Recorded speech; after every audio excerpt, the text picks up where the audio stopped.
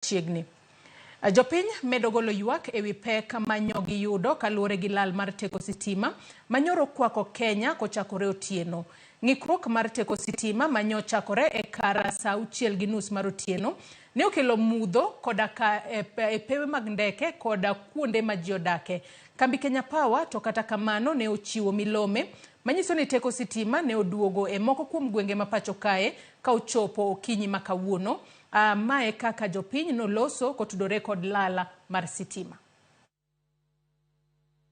Wayudo hasara maduong' kabisa. Hasara waseyudo manokwongo cha wayudo hasara, sani be chako wayudo hasara, ma ndalo mar adek wayudo hasara. Koro wakwayo jo Kenya Power kuyie to ung'i kaka unyalo loso stimbuno maber, nikech jo biashara gin joma tek. Ung'i kaka unyalo lose makoro ok wayudo hasara mwayudo ni. Weche mag lal mar stima kaka notimore nyoro, kuonyo obedo mang'eny kendo luoro mag wuoth ne nitie e gwenge kata e wi nam boma ma Kisumu ka. Kalure ni koth be ochwe ma ohula be ne ringo. Koro koso mar ler ne ji ok nyal ng'eyo kuonde ma ginyono ni chal nade.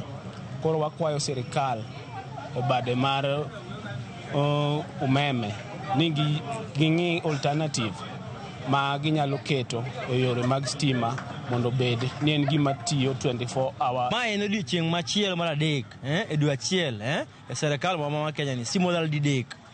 Mano oromo nyisi serikal nindo. To kawe mano bende osuru ma stima ni imedonwa pile pile. Koro wan wang'eyo ni stima bo bedo ka tiyo maber to kwane ka konyowa. Jowadwa ka watimo go wala batho kar kae. An gi jabucha, an gi jausim, an gi joma timo wana mag chips kae. Gigi okethore te. Koro kang'e serikal dhi chulogi kata mano dhi e komano to kaka serikal konyowa. Riwruok mar weche chike mong'ere